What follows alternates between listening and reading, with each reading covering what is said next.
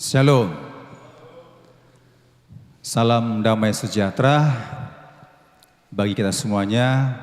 Selamat pagi. Pagi ini adalah pagi yang indah bagi kita. Cuaca yang cukup cerah, ya. Terang sekali cuaca hari ini, tidak ada mendung dan hujan karena Tuhan selalu menyertai umatnya untuk beribadah kepada Tuhan. Katakan amin. Bapak, Ibu, saudara-saudara, ini kesempatan bagi kita setelah kita memuji, menyembah Tuhan, kesempatan kembali kita akan mendengarkan firman Tuhan. Kalau memuji, menyembah Tuhan, semuanya bisa mengungkapkan ekspresinya, bisa mudah. Tetapi ketika mendengarkan firman Tuhan, perlu ekspresi kita yang serius mendengarkannya. Karena kalau menyampaikan firman Tuhan, Bapak Ibu Saudara, dari awal Bapak Ibu tidak mendengarnya, memperhatikannya dengan seksama, nanti di tengah jalan Bapak Ibu mendengar firman Tuhannya, loh, apa maksudnya? Apa maksudnya? Nah, jadi salah menanggapi. Ya, sama kita kalau nonton cerita film. Kita harus betul-betul menontonnya dari awal sampai tamat, maka kita mengerti cerita inti film tersebut. Demikian ketika mendengarkan firman Tuhan, mari bersama-sama kita dengar dari awal sampai selesai, sehingga berkat Tuhan pasti kita terima pada hari ini. Amin. Bapak, Ibu, saudara-saudara, temanya pada hari ini praktis, mudah. Temanya adalah pola pikir tetap dan pola pikir bertumbuh. Pola pikir, Bapak, Ibu, saudara-saudara, adalah bagaimana cara kita menanggapi segala sesuatu yang kita hadapi, baik lingkungan kita, keluarga, baik diri kita sendiri, baik terhadap orang lain. Kita bisa merespon dan menanggapinya dalam cara pola pikir kita. Nah, pola pikir ini, Bapak, Ibu, saudara, kita nggak bahas yang mundur. Saya percaya jangan ada yang mundur di sini. Amin. Sebenarnya ada 3 sebenarnya. Kalau diteliti dengan seksama, pola pikir manusia ini ada pola pikir mundur. Itu pasti ada mundur. Ikut Tuhan mundur. Ada juga pola pikir anak Tuhan itu tetap, ya udah, aku udah selamat di sini aja aku. Nggak perlu maju. Beribadah tiap minggu, ya nggak perlu aku maju. Nah, tapi kalau pola pikir yang bertumbuh, dia maju aja. Peduli amat dengan belakang. Untuk apa tetap ikut Tuhan harus maju. Gak ada istilah mundur. Itu pola pikir yang bertumbuh. Amin.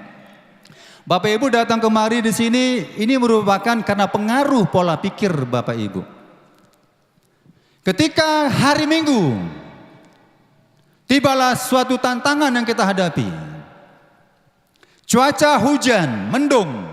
Apa yang timbul dalam pola pikir Bapak Ibu Saudara? Hari Minggu. Kebanyakan, karena saya survei kalau udah mendung, ini jumlah yang hadir dikit. Jemaat Tuhan dikit hadir.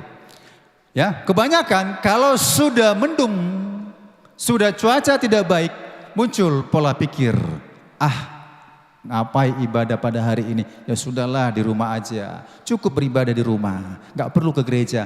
Di luar hujan. Ya udah biar aja mereka yang beribadah. Itu pola pikir mundur. Tapi kalau pola pikir yang bertumbuh, dia akan berpikir, bisa aku hadapi. Kenapa rupanya?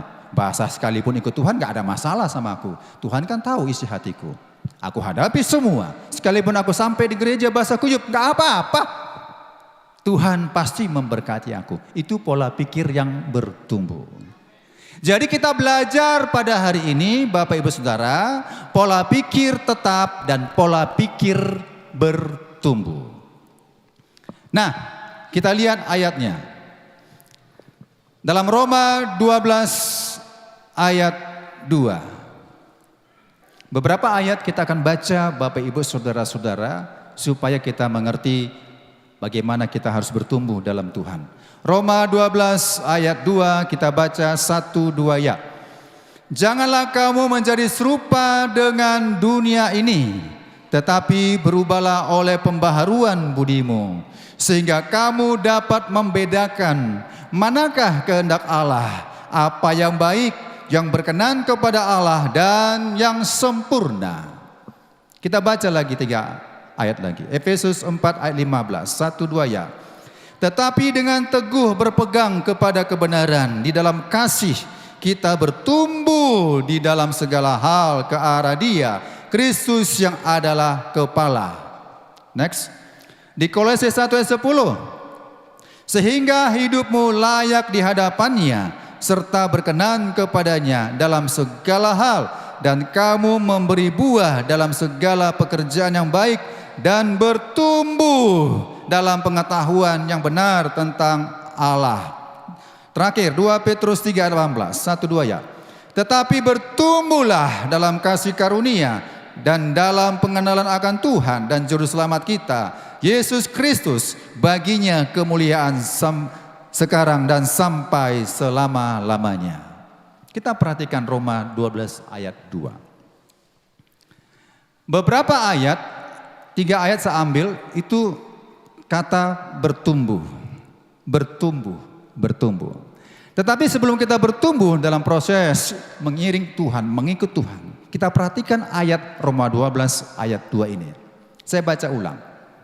Janganlah kamu menjadi serupa dengan dunia ini, tetapi berubahlah oleh pembaharuan budimu. Jangan serupa dengan dunia ini. Ukuran serupa bukan dunia, tapi ukuran serupa adalah pribadi Tuhan Yesus Kristus. Janganlah engkau serupa dengan dunia ini, dengan pola-pola cara dunia.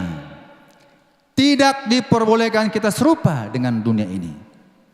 Bagaimana cara dunia pola pikirnya? Kita nggak boleh sama. Kalau mereka boleh melakukan korupsi, suap, anak Tuhan tidak boleh. Dan banyak hal-hal yang demikian.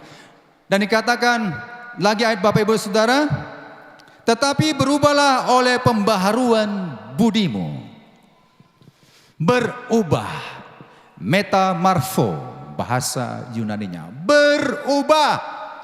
Ikut Tuhan berubah, amin. Gak ada ikut Tuhan katanya tetap, apalagi mundur. Ikut Tuhan berubah, metamorfo.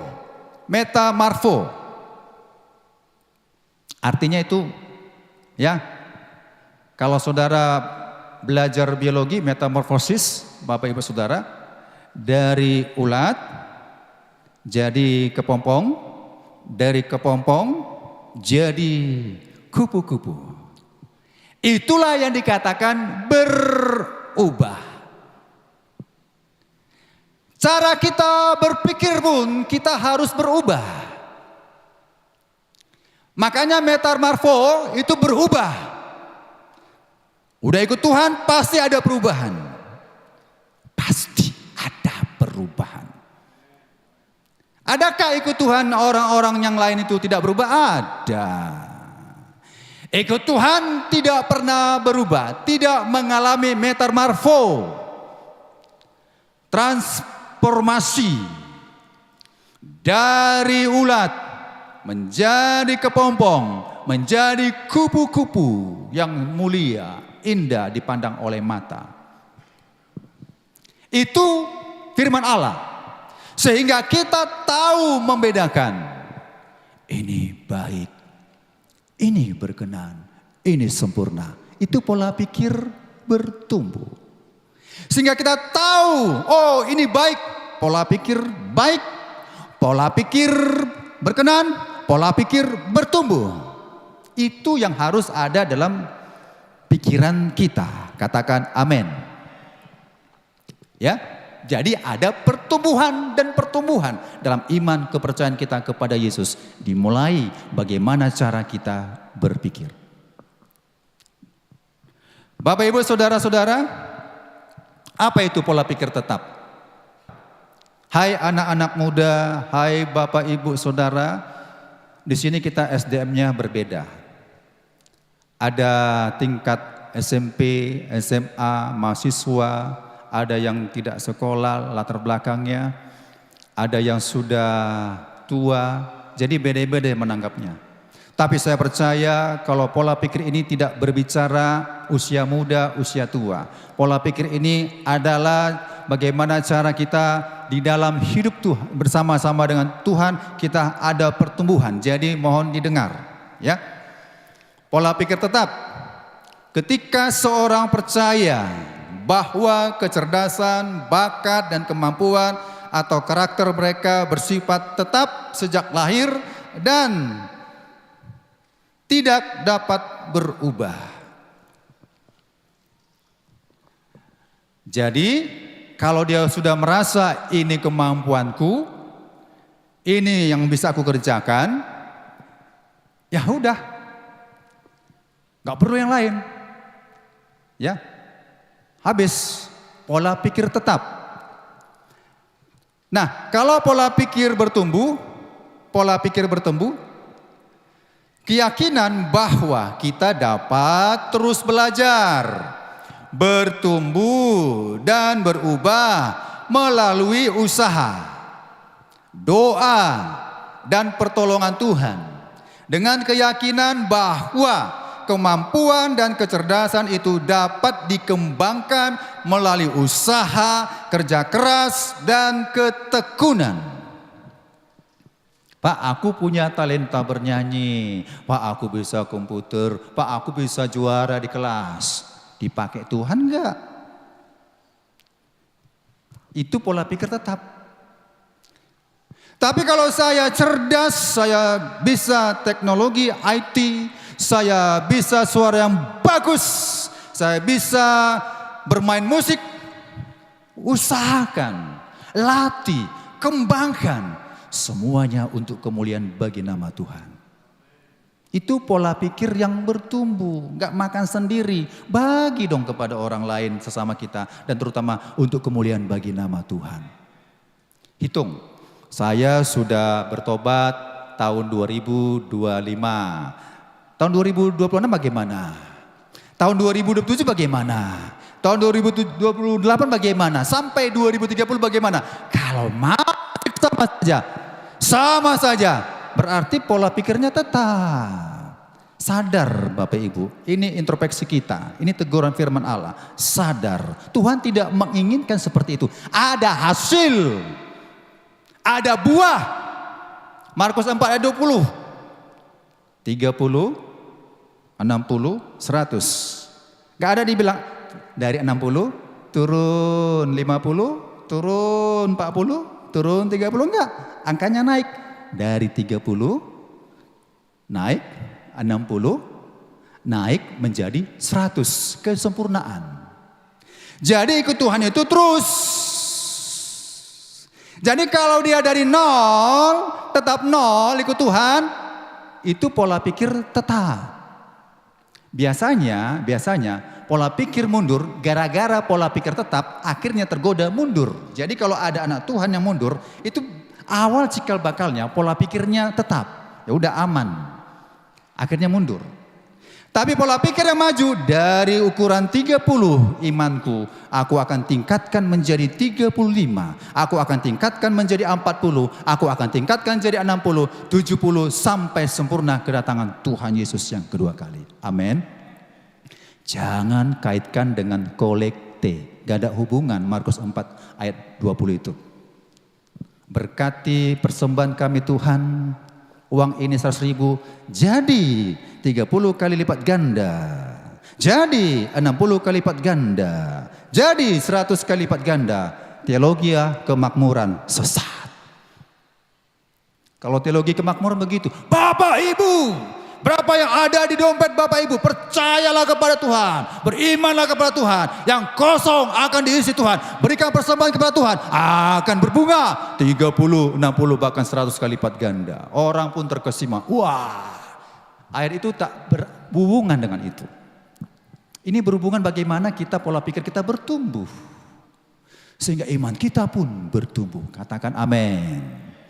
Jadi jangan lagi saya mendengar Bapak Ibu Saudara kalau maju ke depan untuk doa persembahan, jangan bilang itu nggak benar, itu sesat ya. sesat. Karena itu teologi kemakmuran. Diajar kita makmur, makmur, makmur, makmur. Enggak diajari kita menderita, menderita, menderita. Dari awal kita harus menderita. Ingat, ulat itu menderita. Metamorfosis menderita. Apa penderitaan yang paling berat? Dimakan burung. Risiko berat. Jadi kepompong. Ada gak risiko? Ada. Tapi dia berhasil. Penuh dengan kemuliaan. Indah pada waktunya. Itulah rencana Tuhan. Jadi gak ada. Ikut Tuhan makmur. Makmur kaya. Sukses. Gak menderita. Anak Tuhan kaya-kaya semua. Bagaimana di Alkitab mengatakan anak Tuhan juga ada yang kiri dan miskin? Apakah itu gak diberkati Tuhan? Itu teologi kemakmuran.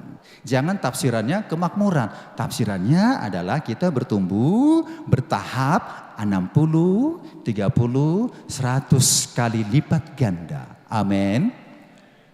Kita lihat Bapak Ibu Saudara, pola tabernakel. Saya percaya semua ini sering diperhatikan ya, sering diperhatikan gambar-gambar ini. Bapak Ibu kalau datang kemari, apa sih artinya? Apa sih artinya? Boleh bertanya kepada hamba-hamba Tuhan. Ini bukan sekedar dipampang aja di sini. Ini kalau saya lihat ini, Bapak Ibu Saudara, saya perhatikan gambar ini, kita perhatikan gambar ini. Rupanya ikut Tuhan itu nggak cukup di sini saja. Kalau pola pikir yang tetap dia di sini aja. Ya percaya aja lah, percaya cukup. Kalau gambar ini menunjukkan kita memiliki pola pikir yang bertumbuh. Naik terus. Panahnya naik terus. Bertumbuh. Kalau tetap, aku cukup sini aja. Aku cukup sini aja. Aku cukup sini aja. Bahkan ada yang turun ke bawah. Murtad. Gak mau beribadah lagi. Kau aja beribadah. Aku Kristen KTP aja lah. Begitu. Jadi kalau kita perhatikan gambar ini mengajari kita proses pertumbuhan iman kita. Amin. Nah, dalam pola pikir rohani, dalam skema tabernakel ada 3 bagian yang perlu kita perhatikan. Kita dasarnya ini karena ini mudah untuk memahaminya. Kalau ada gambar mudah memahaminya.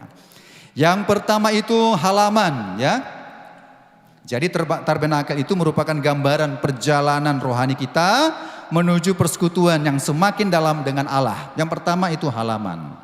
Halaman itu merupakan awal perjalanan keselamatan.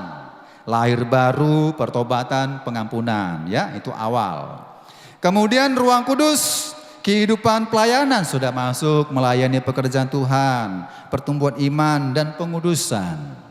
Kemudian ruang Maha Kudus, sudah intim dengan Tuhan, persekutuan intim dengan Allah, hidup dipimpin Roh Kudus.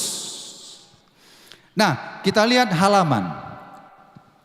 Pola pikir halaman ini Bapak Ibu Saudara adalah pola pikir pertobatan awal. Di halaman ada mezbah korban bakaran dan bejana pembasuhan. Ini melambangkan pengampunan dosa dan pembersihan hidup awal perjalanan rohani. Jadi kalau pola pikir tetap begini, pola pikir tetap. Yang penting saya sudah selamat. Saya sudah selamat. Yang penting saya sudah selamat. Sekali selamat, tetap selamat. Selamat kok. Sekali selamat, tetap selamat. Berjudi juga kok. Sekali selamat, tetap selamat. Minum minuman keras kok, mabuk-mabukan. Tapi aku percaya Yesus. Yesus, aku sudah selamat, percaya. Pola pikir tetap begitu. Udah cukup. Pak, ke gereja lah Pak. Udah gak usah ke gereja. Kalian aja ke gereja, aku di rumah aja ya, di rumah. Di rumah pun aku berdoa kok, baca Alkitab kok, aku beribadah kepada Tuhan. Aku percaya pada Yesus. Percaya begitu. Alkitab mengatakan percaya itu lakukan, bukan omong doang. Kalau pola pikir bertumbuh, percaya, aku maju ikut Tuhan, kan begitu. Itu pola pikir orang yang baru menerima keselamatan. Cukup, sudah, aku percaya saja. Sekali selamat, tetap selamat. Kena teologi takdir. Hati-hati dengan pengajaran teologi takdir. Ya, itu sudah dipromosikan oleh hamba-hamba Tuhan, doktor teologi. Saya sudah dengar mereka berkomen-komen begitu. Takdir, teologi takdir. Kita sudah direncanakan begini sampai begini. Tunggu dulu. Kalau saya pola pikir yang bertumbuh, beriman kepada Tuhan, ya, saya presentasi namanya itu, saya sudah direncanakan Allah berhasil hidup dalam kekekalan Allah. Tapi bagaimana kalau saya pola pikir yang tetap tidak bertumbuh, berhasil, diselamatkan Tuhan, tapi itu udah takdir, Pak. Aku udah dengar teologi takdir. Tuhan sudah memilih kita dari sebelum dunia diciptakan. Saya sudah dipilih Tuhan sebelum dunia diciptakan. Saya sudah masuk surga nanti. Waktu Tuhan datang, aku akan diangkat Tuhan. Betul? Betul. Tapi pola pikir hanya untuk orang bertumbuh. Bagaimana yang mau bertumbuh? Tuhan kan maha adil. Jadi jangan percaya dengan teologi takdir. Sekali selamat, tetap selamat. Sekali masuk rencana Tuhan, masuk selama-lamanya. Tunggu dulu, kalau kita belok kiri bagaimana? Kita harus terus ikut Tuhan. Maju, pantang mundur. Amin. Nah, itu pola pikir tetap. Kemudian, ngapain aku melayani ya, gitu kan? Tidak mau berubah dan memperdalam iman. Udahlah, kalian aja belajar itu Alkitab itu ya. Aku belajar di rumah, aku belajar bekerja, aku belajar mencari uang, aku belajar mencari harta, aku belajar studi, aku mau S1, S2, S3. Alkitab itu ya udah nggak usah lah, ya nggak usah memperdalam iman, tak perlu. Udah cukup. Aku penting aku Kristen aja, cukup. Itu pola pikir tetap. Ada yang demikian, kalau ada kita sama-sama bertobat, amin. Ya. Nah, contohnya di Alkitab, umat Israel keluar dari Mesir, tetapi terus mengeluh di padang gurun. Jadi saya katakan, kalau kita sudah masuk ke tabernakel, pintu gerbang, percaya, itu ada kelanjutan. Nggak berhenti, ada kelanjutan. Kalau sudah keluar dari Mesir, itu ada kelanjutan, nggak berhenti. Tuhan bilang, keluar dari Mesir, nanti engkau akan sampai ke tanah perjanjian. Mudah? Nggak mudah. Itu memiliki harus pola pikir yang bertumbuh. Jadi mereka yang sampai ke tanah perjanjian adalah mereka pola pikirnya bertumbuh. Ketika Musa membawa bangsa Israel keluar dari Mesir, diperhadapkan suatu persoalan yang sangat besar. Bukan ringan, bukan kecil. Udah standarnya bukan segini, tapi sangat besar persoalan yang dihadapi. Teknologi aja gak bisa menghadapinya, itu aja. Apalagi cara kita berpikir. Keluarlah bangsa Israel tersebut. Musa, depan itu kan laut, Teberau. Musa, kiri kanan kita ini kan padang gurun, pasir. Gak ada tempat perlindungan. Musa, mereka akan datang, prajurit tentara Mesir itu untuk membunuh kita. Pikir Musa, pikir. Itu pola pikir ya. Kan kita kalau menghadapi segala sesuatu kan main otak kita berpikir. Pikir itu Musa, pikir. Bagaimana itu? Lebih bagus kami mati di Mesir daripada mati di padang gurun ini Musa. Survei membuktikan. Kalau survei membuktikan, Bapak Ibu, kemungkinan besar 90% umat Israel itu pola pikirnya mundur dan tetap. Ya udahlah, kita udah keluar dari Mesir, matilah aku. Yang penting aku mati ke surga lah. Dibunuh tentara Mesir, mati aku. Kalau ke laut aku loncat, matinya aku. Kalau sana aku mati, udahlah. Itu pola pikir tetap. Matilah aku, mati dalam Tuhan. Ada lagi pola pikirnya, Musa, pulang, mundur. Untuk menghadapi problema seperti ini Bapak Ibu Saudara, kita singkirkan dulu pola pikir mundur. Untuk menghadapi problema yang kita hadapi apapun, seberapapun yang kita hadapi dunia ini. Masalah keluarga, masalah suami, masalah anak, masalah pekerjaan, masalah depan. Buang dulu pola pikir yang mundur. Buang juga pola pikir yang tetap. Aku ambil pola pikir yang bertumbuh. Apa yang harus kuperbuat Tuhan? Aku mohon pertolongan Tuhan. Aku percaya seberat problema yang kuhadapi, pencobaan-pencobaan yang kuhadapi, Engkau akan memberi jalan keluar Tuhan. Engkau akan memberiku jalan keluar Tuhan. Berteriak sama Tuhan. Supaya spirit saudara naik ya. Seperti handphone. Tidak lobet tinggal 2 titik, 3 titik. Tapi penuh. Tuhan, aku percaya setiap masalah apapun yang aku hadapi, semuanya bisa terbuka jalannya. Pola pikir yang bertumbuh positif itu dalam kehidupan kita auranya semangat. Auranya apapun kita hadapi, kita maju. Bisa kita hadapi Bapak Ibu Saudara. Ini bisa saya angkat. Ini bisa saya angkat. Kalau saya mengatakan, aku bisa angkat meja ini. Aku bisa angkat ini. Aku bisa angkat. Bisa. Sugesti namanya. Aku bisa lari 10 km, aku finish. Bisa. Percaya Bapak Ibu Saudara. Kenapa saya bisa? Itu cikal bakal saya dulu. Pola pikir saya pikirkan, kenapa dia bisa? Kenapa rupanya dia manusia, aku manusia. Dia makan nasi, aku makan nasi. Dia usianya 50, aku masih 45. Dia bisa juara, aku juga bisa juara. Bisa.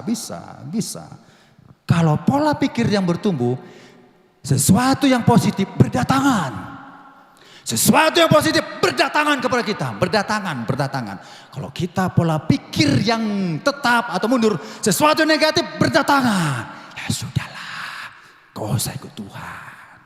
Udah cukup, gak perlu baca Alkitab. Udahlah tidur aja. Gak perlu berolahraga. Kau kan dalam Tuhan sehat. Dilindungi Tuhan kau sehat seumur hidup. Gak apa-apa. Gak usah berolahraga. Ada pola pikir yang membuat kita mundur. Tepas. Kalau kawan saya bilang begini, Pak capek kali Bapak ikut lomba lari. Udah bayar. Ya, nggak pernah dapat lucky draw freshnya nggak pernah dapat. Saya abaikan itu perkataan. Peduli amat dengan lu, kan begitu dalam hati saya kan. Saya mau maju. Selama fisik ini masih mampu, saya akan kerahkan semuanya untuk Tuhan dan untuk apa hobi saya dan aktivitas saya. Capek Pak, memang capek. Pola pikir bertumbuh capek. Pola pikir tetap malas, gak pernah capek. Pola pikir yang mundur gak akan pernah capek. Mana capek mundur begini, mana capek tetap nih. Tapi kalau saudara berlari jalan, capek gak? Capek. Itu pola pikir bertumbuh capek. Itu harga yang harus kita bayar. Nah, jadi di hadapan itu dikatakan, apa yang harus diperbuat Tuhan? Musa berdoa. Tuhan, aku gak tahu apa yang kau hadapi. Mati kami Tuhan. Pasti kita tergerak di hati kita. Mohon belas kasihan Tuhan. Menangis di hadapan Tuhan. Gak tahu aku Tuhan. Apa yang kau hadapi ini Tuhan. Gak tahu lagi. Hancur nih Tuhan kalau kau hadapi semua. Gak bisa Tuhan. Tolong Tuhan. Maka ketika kita memiliki pola pikir di hadapan Tuhan yang baik. Yang bertumbuh. Tuhan berikan solusi. Jalan keluar. Apa di tanganmu Musa?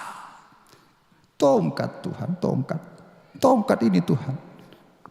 Musa, tongkat itu pukulkan ke laut itu akan terbelah. Betul Tuhan? Iya, itu jalan keluarnya. Push, dalam nama Allah Israel, sesuatu yang tidak mungkin menjadi mungkin. Laut yang tidak bisa dibelah. Tuhan berkata, hai laut, terbelahlah. Pola pikir yang bertumbuh mendatangkan mukjizat. Percaya Bapak Ibu, bukan berarti saya sempurna, saya juga belajar. Sesuatu mukjizat yang terjadi karena pola pikir yang positif, karena pola pikir yang bertumbuh. Aku kanker Tuhan, aku sakit Tuhan, aku tumor Tuhan, aku banyak penyakitku Tuhan. Aku percaya Tuhan, Tuhan menyembuhkan penyakitku dalam nama Yesus. Bisa. Selalu kita harus pola pikir yang bertumbuh. Jangan bilang, ya udahlah Tuhan, aku udah penyakit begini, matilah aku Tuhan, yang penting masuk surga lah Tuhan. Masuk surga lah aku Tuhan, matilah aku Tuhan. Ya udah, pola pikir tetapmu itu yang membuat berhenti. Cek, kuasa Tuhan itu berhenti. Tapi ketika pola pikir bertumbuh, stop. Tiada yang gak mungkin bisa Tuhan jadikan mungkin. Laut terbelah, bangsa Israel bersorak-sorai melewati laut tersebut. Teknologi kalah. Teknologi aja gak bisa membuat pola pikir tersebut bisa terbelah. Menentang kodrat ilmu pengetahuan. Itulah pola pikir bertumbuh. Katakan amin. Nah, jadi kalau pola pikir yang bertumbuh, Bapak Ibu Saudara, melihat keselamatan sebagai langkah awal bukan akhir. Aku sudah diselamatkan Tuhan.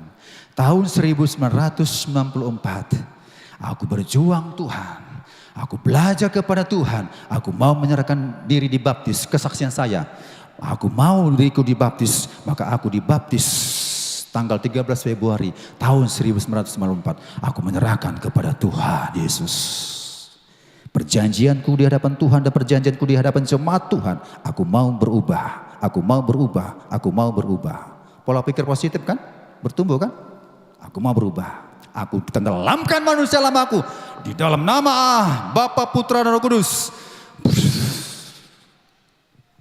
Walaupun saya banyak menghadapi rintangan yang berusaha merongrong kegagalan, itu pasti ada. Tapi kalau sudah pola pikir bertumbuh, tetap maju. Amin. Menyerahkan diri untuk menjadi mahasiswa Institut Alkitab Rema tahun 1996. Bekerja, gak ada kerjaan lain. Bagaimana aku supaya bisa makan dan membayar orang kuliah? Aku narik becak.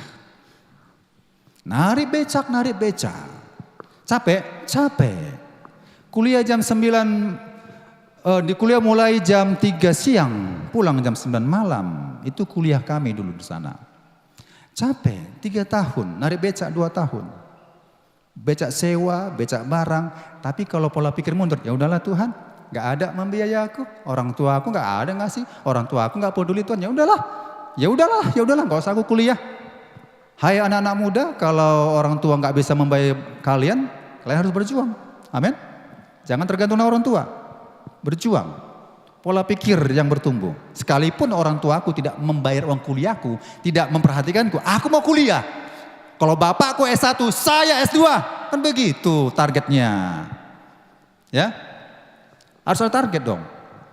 Nah, Bapak Ibu Saudara. Dalam Filipi 2 ayat 12. Coba buka ayat ini. Filipi 2 ayat 12. Mari kita baca bersama-sama. 1, 2 ya. Hai saudara-saudaraku yang kekasih, kamu senantiasa taat, karena itu tetaplah bekerjakan keselamatanmu dengan takut dan gentar. Bukan saja seperti waktu aku masih hadir, tetapi terlebih pula sekarang waktu aku tidak hadir. Rupanya ayat ini mengatakan keselamatan itu bukan sekali selamat tetap selamat, tetapi keselamatan itu harus dikerjakan. Tidak berhenti, aku sudah selamat Tuhan, kerjakan keselamatanmu.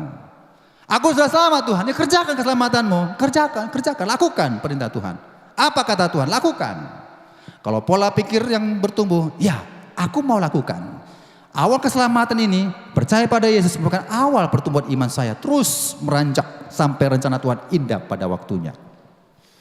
Nah, pola pikir yang bertumbuh, tentunya rajin membaca firman Tuhan, rajin berdoa, beribadah dan melayani. Ya, dalam 1 Timotius 4 ayat 13 di situ dikatakan bertekunlah membaca kitab suci. Kalau sudah pola pikir yang bertumbuh, Bapak Ibu Saudara, pasti muncul rasa berkompetisi itu dalam diri kita. Aku harus menang. Mental menang, bukan mental kalah. Bukan mental tetap, mental menang. Tanamkan, mental menang Tuhan. Apa Tuhan yang kau perintahkan? Baca Alkitab, oke. 1, saya baca Alkitab. Bertekunlah membaca Alkitab. Berkali-kali setiap saya khotbah ini saya sampaikan. Kenapa? Ada di antara kita cuek. Tuhan berkata ada yang cuek. Dengar khotbah Pak Abe itu firman Tuhan aja, membaca firman Tuhan aja. Sudah lakukan atau belum? Kalau sudah lakukan, saya nggak khotbahkan lagi itu. Saya baca sekali setahun, tamat. Berhenti? Enggak, pola pikir bertumbuh. Saya baca lagi Januari, Februari, Maret, April. Terus Juni, Agustus, September, November, Desember, tamat. 2 kali saya baca. Baca lagi Januari, Februari, terus sampai Desember, tamat. Sudah 3 kali saya baca. Terus 4 kali saya baca. Terus 5 kali saya baca. Terus 6 kali saya baca. Terus 7 kali saya baca. Terus 8 kali saya baca. Terus 9 kali saya baca. Terus 10 kali saya baca. Dan akan ke-11 kali saya akan baca firman Tuhan. Bukan untuk disombongkan, tapi untuk diteladani. Kenapa bisa? Pola pikir bertumbuh. Kalau dia bisa, saya bisa begitu. Bukan cemburu. Cemburu itu dosa. Orang itu kaya ya. Kaya ya. Ya, kalau dia bisa kaya, saya juga aku berusaha kaya. Kan gitu. Jadi contoh. Kalau dia bisa melayani sungguh-sungguh, mantap kali dia melayani. Aku juga bisa seperti itu. Begitu. Kalau Pak Abe itu bisa baca Alkitab 5 kali, 6 kali, 7 kali, sampai 8 kali, 10 kali. Saya juga bisa. Saya juga bisa. Pola pikir yang bertumbuh. Amin. Jangan katakan, sombong kali lah itu. Sok melayani di atas mimbar. Sok main musik. Sok bisa baca Alkitab 5 kali, 10 kali. Kalau saudara itu, pikirkan itu pola pikir yang mundur. Kalau dia bisa, aku juga bisa. Ku tak akan pernah menyerah. Dengan apapun. Ya. Selama aku bisa, itu jawabnya. Selama aku bisa, ku tak akan pernah menyerah. Nah, kemudian Bapak Ibu Saudara, contoh di Bartimeus ya, maksud saya, ya, sudah kita mengerti ceritanya itu orang buta, dia datang kepada Yesus, yang lainnya pergi, tapi Bartimeus disembuhkan Tuhan dan dia datang. Nah, aplikasi rohaninya apa? Di tahap ini Tuhan ingin kita tidak hanya diselamatkan, tetapi dibersihkan setiap hari dan belajar taat. Sekarang kita lihat ruang kudus. Bagaimana pola pikir ruang kudus ini? Pola pikir pelayanan dan pertumbuhan. Di situ ada pelita emas dan mezbah ukupan. Ketiganya berbicara tentang hidup yang dipelihara oleh firman, diterangi oleh Roh Kudus, dan dipenuhi oleh doa. Apa pola pikir tetap di sana? Dia mengatakan begini, saya sudah cukup melayani, tidak perlu berubah, cukuplah. Kalau saya melayani bagian terima tamu, ya cukup aja aku terima tamu. Kalau doa, gak usah lah, terima tamu aja, cukup, merasa sudah cukup. Ya kalau saya bermain musik, cukuplah bermain musik. Kalau disuruh yang lain gak perlulah. Selagi mana yang bisa, kembangkan, lakukanlah itu semua untuk pekerjaan Tuhan. Amin. Selama lagi bisa. Kalau saya bisa main musik, saya mau belajar main musik kalau saya bisa. Gak mungkinlah kita satu talenta kan, satu kemampuan kan. Jangan katakan, udah cukuplah. Cukuplah aku sudah melayani kok, udah cukup, udah bangga, cukup. Harus ada perubahan, harus ada perkembangan. Nah, kemudian apa?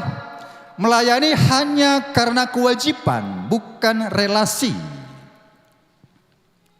Dijadwalkan di warta, doa, pembaca firman Tuhan. Yang ini sekedar kewajiban. Ibadahnya sekedar kewajiban saja. Yang penting aku melayani pekerjaan Tuhan. Dengar firman tidak. Berubah tidak. Yang penting aku mengembangkan apa yang potensi ada diriku. Melayani Tuhan. Yang lain enggak perlu. Ini juga pola pikir tetap. Tidak ada hubungan relasi dengan sesama dengan Tuhan. Kemudian takut dikritik. Tersinggung ketika dikoreksi. Pak, Bapak ada beginilah. Informasi saya terima begini. Enggak. Aku bermaksud begini kok. Enggak mau ditegur. Pelayan Tuhan enggak mau ditegur. Padahal sudah di ruang kudus. Kalau tidak mau dikritik, tidak mau ditegur, kapan bertumbuhnya? Kapan berkembangnya? Maka itu pola pikir yang tetap. Contoh, nanti ada contoh-contoh dalam kitab, saya lewatkan aja. Nah, kemudian pola pikir yang bertumbuh di ruang kudus. Melayani dengan sukacita, belajar dari kegagalan, membuka diri terhadap pembentukan Tuhan. Pola pikir yang bertumbuh, apalagi mau belajar dalam pelayanan, terbuka terhadap pembinaan, dan mengizinkan Tuhan membentuk karakter. Ya, di tahap ini Tuhan membentuk kedewasaan dan karakter, bukan hanya aktivitas pelayanan. Bapak Ibu Saudara bisa melayani Tuhan, tapi karakter tidak ada buahnya, itu pun tidak berkenan di hadapan Tuhan. Jadi pola pikir yang tetap, ya udah.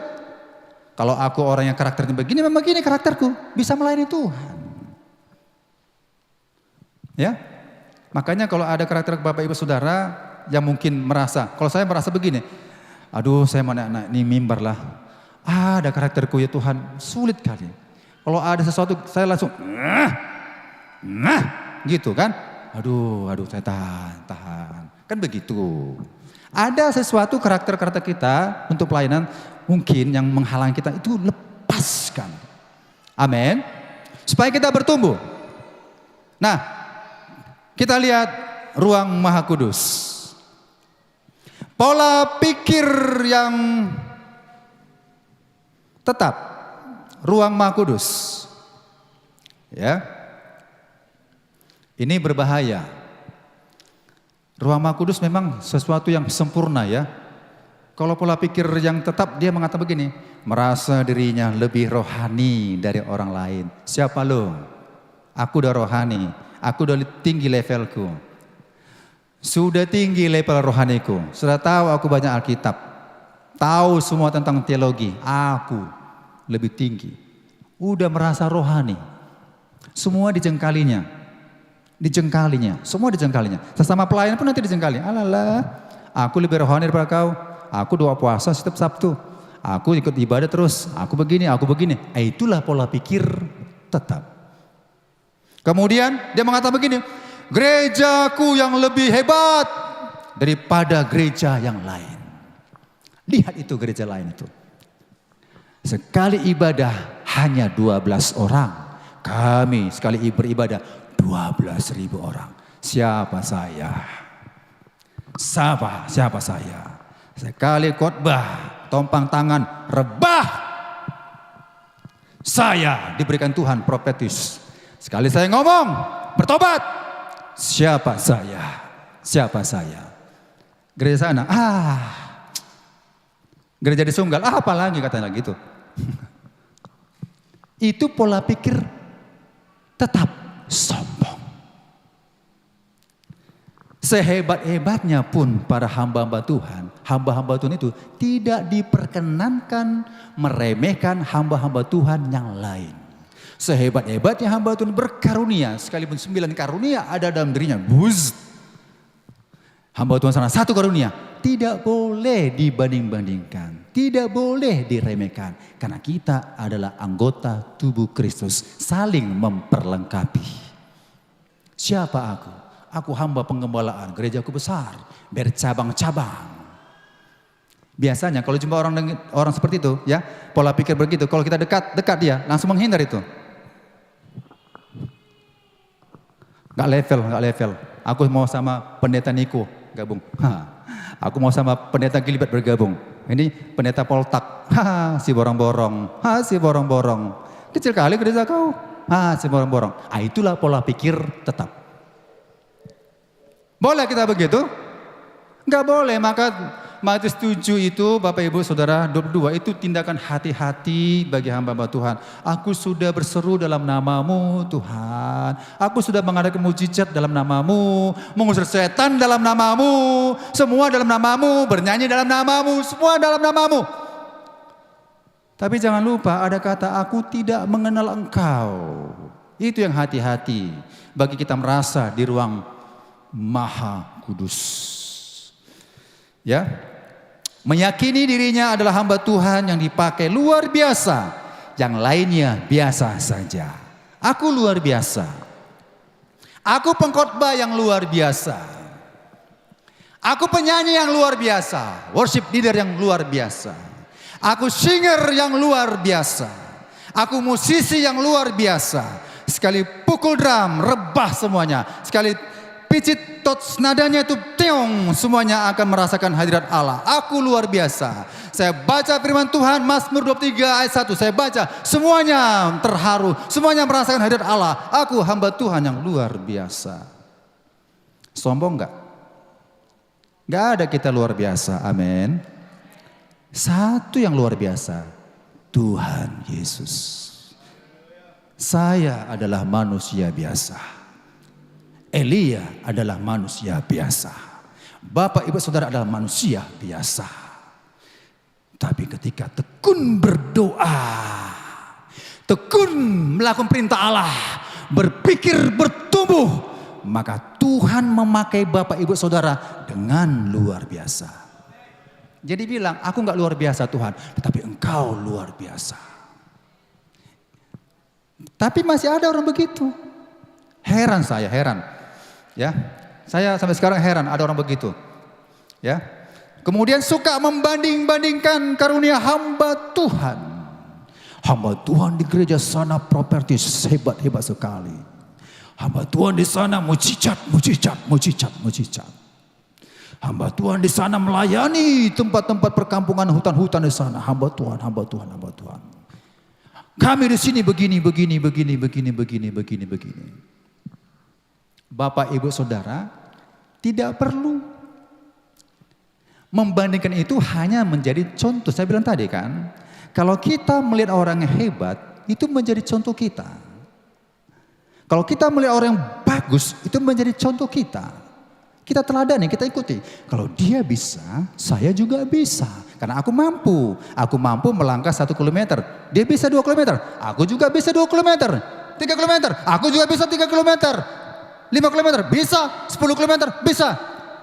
Tinggal saya juga berpikir, orang tua yang sudah usia 63 tahun, Bapak Ibu Saudara, 42 kilometer. Haleluya, sanggup juga ya. Belum pernah saya lakukan, kan begitu. Tapi suatu saat saya akan coba-cobalah, kan gitu. Ada niat.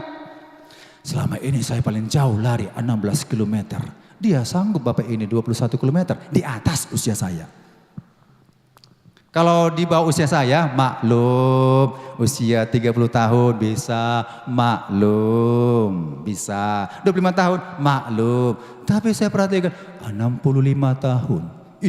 73 tahun ikut juga lomba lari 10 km. Iya, kok bisa ya? Maksud saya, itu yang dicontoh. Hal-hal seperti itu memicu pola pikir kita bertumbuh. Amin. Nah, kemudian ini jangan dibanding-bandingkan. Amin. Kita anak-anak Tuhan gak perlu membanding-bandingkan. Kalau saya masuk ke gereja, maaf ya, bukan promosi gereja Mawar Saron, meriah kali ya. Haleluya, mantap sekali lah. Tapi kalau saya masuk ke gereja yang lain begini, ya 5-10 orang yang hadir, enggak diurapi Tuhan. Langsung kita gitu ngomong kan, enggak diurapi Tuhan, enggak ada Tuhan di sini. Alalah, enggak ada Tuhan. Ini namanya membanding-bandingkan. Itulah pola pikir tetap. Pola pikir tetap itu bagaimana selanjutnya? Independen, tidak perlu bergabung dalam anggota tubuh Kristus. Gereja kami adalah gereja yang benar, pengajaran yang benar secara alkitabiah, yang lain masih di bawah level kami. Kami lebih hebat, kami tak perlu bergabung dengan gereja lain, dan kami tak perlu mengundang pengkhotbah dari gereja lain. Kami saja yang berkhotbah di sini, gereja lain tak perlu kami undang untuk sebagai pembicara dan pengkhotbah. Kami lebih hebat. Jangan pergi keluar belajar firman Tuhan. Jangan kalian jemaat-jemaat Tuhan pergi belajar ke gereja lain. Cukup di sini saja. Di sini kita belajar, di sini kita bertumbuh dan seterusnya. Independen. Pola pikir tetap. Hal ini nggak perlu bagi kita. Haleluya. Kita bisa. Saya bisa bergabung ke GSPDI. Ya, saya pernah berkhotbah di gereja GSPDI. Walaupun nuansa acara-acara STM. Ya, saya sudah naik mimbar ngomong berkhotbah. Kami di sana ada gereja yang lain lagi juga ada GBI, ada GSJA, ada Gereja Pentakosta, bergabung. Jangan anti dengan gereja lain. Kalau udah independen, anti itu gereja lain. Ngapain kita bergabung sama gereja lain? Ada GBI, ada GSJA sana, ngapain? Cukup kita aja. Itu pola pikir tetap. Tapi kalau pola pikir yang maju, Bapak Ibu Saudara-saudara, next, pola pikir bertumbuh. Pelayanan yang kulakukan yang terbaik bagi Tuhan. Segala kemuliaan bagi Tuhan, dari Dia, oleh Dia, untuk kemuliaan bagi nama Tuhan. Amin. Paulus mengatakan, aku ada karena kasih karunia itu ada dalam hidupku. Aku bisa karena kasih karunia. Aku sanggup karena kasih karunia Tuhan. Aku mampu karena kasih karunia Tuhan. Semua dibilang karena kasih karunia Tuhan. Gak ada katanya karena apa kepintaranku, karena kecerdasanku, karena kejagoanku. Gak ada. Semua karena kasih karunia Allah. Aku bisa, aku mampu. Itu kalau sudah di ruang Maha Kudus. Semua karena kasih karunia Allah. Bukan berarti gini, Pak, aku semuanya karena kasih karunia Allah. Nggak perlu belajar, Pak. Jangan pola pikir yang tetap. Semua karena kasih karunia Allah. Aku harus belajar lebih maksimal lagi, agar lebih terbaik lagi dari hari ini, esok, dan seterusnya. Aku mau lebih terbaik lagi. Aku belajar dan berlatih. Semua karena kasih karunia Allah. Amin. Nah, kemudian aku harus mencapai garis akhir dari pertandingan iman. Kita sebagai anak Tuhan, pola pikir bertumbuh. Aku harus sampai garis finish dalam pertandingan iman. Aku masuk dalam kerajaan surga. Kita ini berlomba, Bapak Ibu Saudara. Setiap pribadi kita, saya, Bapak Ibu Saudara, kita berlomba dalam disebut pertandingan iman. Pertandingan yang diwajibkan kepada kita. Tapi berlomba di sini bukan berlomba karena seseorang itu hebat, tidak. Berlomba di sini dari titik start, kita anggaplah 10 km, dari start 0, semua punya kecepatan masing-masing, itulah kasih karunia. Kalau dalam istilah lari ada pace 7, ada pace 8, ada pace 5, ada pace 4, ada pace 3. Pace 3 itu yang juara-juara itu. Ya, satu hal, semuanya sampai kepada garis finish. Kalau saya masih pace 4.30, kan gitu. Ya. Jadi semua, dan yang merasakan pace kecepatannya 3, nggak sanggup kau ya, halalah, kakimu langkahmu begitu, nggak boleh. Sesama komunitas saling berkata, Pak, maju, Pak, ayo Pak, gitu. Nggak ada, kau apalah, aku lebih hebat, aku lebih kencang, nggak ada begitu kami. Kalau berpapasan, duluan, halo anak muda, ayo lanjut. Begitulah kita. Ayo bu, berdoa bu, yuk, ayo bu, ke gereja kita bu, ayo bu, ya bu. Kalau saudara rajin ke gereja 3 kali dalam seminggu, ajak temannya, ajak Bapak Ibu Saudara teman yang lain, ayo bu. Jangan dibilang, ibu alalah, gak pernah beribadah, sekalipun tak pernah doa puasa. Jangan. Amin. Ajak. Kita bertanding, kita berlomba. Bukan karena kehebatan kita, semua karena kasih karunia Allah. Amin. Nah, kemudian berjuang terus agar tetap menjadi pemenang. Ya, keterbatasan waktu ya. Kemudian tantangan tidak membuat aku mundur dalam Tuhan dan seterusnya ya. Boleh dibaca karena waktu. Nah, kita ambil contohnya, ini terakhir. Saya ambil contoh. Melihat waktu, boleh semua, boleh nanti 3 hal. Ada contoh yang perlu kita ikuti. Yang pertama ada cerita Saul dan Daud. Ada cerita orang Israel di padang gurun dan Yosua dan Kaleb. Ada cerita Simson dan Yusuf. Ada Marta dan Maria. Dan orang Farisi dan Paulus. Kita lihat dulu Saul. Saul, Bapak Ibu Saudara, fokus pada penampilan luar. Dan takut kehilangan kehormatan di mata manusia. Itu ya pola pikirnya. Menolak teguran dari Samuel dan menyalahkan orang lain. Tidak mau belajar dari kesalahan. Cara pola pikir tetapnya adalah lebih baik saya terlihat baik di depan orang daripada berubah di hadapan Tuhan. Itu Saul. Kalau Daud berbeda. Daud pola pikirnya mengakui dosa dengan hati hancur. Saat ditegur oleh Nathan, ia bertobat dan mau dibentuk. Kita ditegur, siap untuk dibentuk. Jadi teguran-teguran, kritikan-kritikan itu membentuk kita, ya, bukan malah kita mundur. Tidak membalas Saul walaupun punya kesempatan. Cara pola pikir bertumbuh yang dimilikinya, saya salah, tapi saya mau berubah agar hati saya tetap berkenan di hadapan Tuhan. Ya, pelajaran yang kita terima di sini, orang dengan pola pikir tetap membela diri. Orang dengan pola pikir bertumbuh mau belajar dari kesalahan. Kita lihat juga umat Israel, ya, melihat raksasa dan kota berkubu, langsung putus asa. Kami ini belalang, mereka raksasa. Itu pola pikir mundur, bukan tetap lagi mundur, nggak berani menghadapi itu. Kalau nanti Yosua dan Kaleb beda lagi, mengeluh dan ingin kembali ke Mesir, tidak percaya janji Tuhan. Cara ciri pola pikir tetap lebih baik hidup nyaman di masa lalu daripada melangkah ke masa depan yang penuh resiko. Kalau Yosua dan Kaleb melihat tantangan sebagai kesempatan melihat kuasa Tuhan. Ada tantangan, tentu ada kuasa Tuhan. Amin. Ya. Kalau ada tantangan kita harus bisa hadapi. Jika Tuhan berkenan kepada kita, maka akan membawa kita masuk ke negeri itu. Ya, maju terus dia. Percaya bahwa dengan Tuhan kemenangan pasti terjadi. Itu pola pikir yang bertumbuh. Ciri pola pikir bertumbuh yang dimiliki Yosua Kaleb, kalau Tuhan bersama kita, tidak ada tantangan yang terlalu besar. Pelajaran yang kita terima di sini dari dua cerita ini, pola pikir tetap melihat raksasa. Pola pikir bertumbuh melihat janji Allah. Beda ya. Kalau saya melihat raksasa berhentilah itu. Tapi kalau saya melihat janji Allah, saya terus jalani. Simpson, ya, mengandalkan kekuatan sendiri, bukan ketaatan kepada Tuhan. Terjatuh karena hawa nafsu dan tidak belajar dari kesalahan. Akhir hidupnya tragis, walau masih dipakai Tuhan. Ciri pola pikir tetapnya, saya kuat, bisa kendalikan semuanya. Itu dia. Saya udah kuat. Kita nggak ada kuat ya. Kita perlu mengandalkan Tuhan.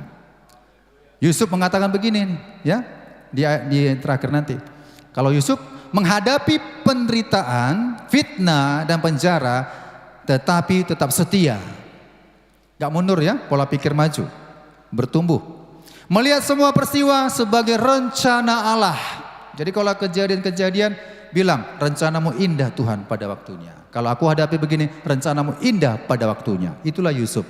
Ciri pola pikir yang bertumbuh. Tuhan memakai penderitaan untuk membentuk masa depan yang baik. Dari pelajaran ini, cerita ini, pola pikir tetap mengandalkan kekuatan. Pola pikir bertumbuh mengandalkan penyertaan Tuhan. Marta dan Maria. Marta, ya, yang saya sampaikan pola pikir tetap ini, Bapak Ibu ingat, itu singkirkan ya. Nanti yang positifnya yang bertumbuh itu Bapak Ibu ambil. Marta ya, terfokus pada pelayanan lahiriah dan merasa dirinya paling benar. Aku bekerja Tuhan, aku melayani Tuhan, ini begini begitu. Dia merasa sudah hebat dalam pelayanan. Mengeluh kepada Yesus tentang saudarinya. Cara ciri pola pikir Marta ini, saya yang sibuk, saya yang benar. Saya yang banyak melayani pekerjaan Tuhan, saya loh yang lebih benar. Beda dengan Maria, duduk di kaki Yesus dan mengutamakan hadirat daripada aktivitas, mencari pengertian dan perubahan dari firman Tuhan. Saya mau belajar dari Tuhan lebih dulu sebelum saya bertindak. Dari pelajaran ini, pola pikir tetap sibuk dengan pelayanan. Pola pikir bertumbuh sibuk mengenal Tuhan. Sibuk melayani bagus, tapi nomor satu kita sibuk melayani Tuhan. Amin. Ya, kita mengenal Tuhan, sibuk mengenal Tuhan lewat firman Allah dan sebagainya. Nah, orang Farisi merasa diri benar karena hukum dan tradisi, tidak mau menerima kebenaran baru dari Kristus, menolak perubahan rohani. Ini pola pikir Farisi. Ciri pola pikir tetap, saya sudah tahu semua tentang agama. Seperti tadi saya katakan, sudah tahu saya, sudah rohani saya daripada kalian semua katanya. Tapi Paulus di ciri khas Paulus pola pikir bertumbuh. Setelah bertemu Yesus, mengakui kekeliruan dan bertobat, menjadi rasul bagi bangsa-bangsa lain. Terus mengejar kesempurnaan dalam Kristus. Ciri pola pikirnya, saya belum sempurna, tapi saya mengerjakannya. Kalau saya sempurna, saya sudah pola pikir tetap. Tapi karena saya belum sempurna, saya harus mengejar kesempurnaan tersebut. Dari pelajaran ini, pola pikir tetap puas dengan pengetahuan. Pola pikir bertumbuh haus akan pengenalan akan Kristus. Bapak, Ibu, Saudara, ini kesimpulannya. Jadi bagaimana mengembangkan pola pikir bertumbuh? Perbaharui pikiran dengan firman Tuhan setiap hari. Terima proses pembentukan Tuhan dengan sabar. Akui keterbatasan saudara, ya, tetap percaya pada kuasa Tuhan. Terus belajar dari firman Tuhan, berani keluar dari zona nyaman, belajar dari kegagalan, miliki hati yang mau diajar dan rendah hati, lihat segala sesuatu dari perspektif kekekalan. Jadi Bapak Ibu, kita yang sudah mendengarkan firman Allah pada hari ini, jauhkan pola pikir mundur, itu otomatis ya. Jauhkan, hilangkan pola pikir tetap. Tapi mari bersama-sama kita semuanya memiliki pola pikir bertumbuh. Katakan amin. Demikian firman Tuhan, Tuhan Yesus memberkati kita.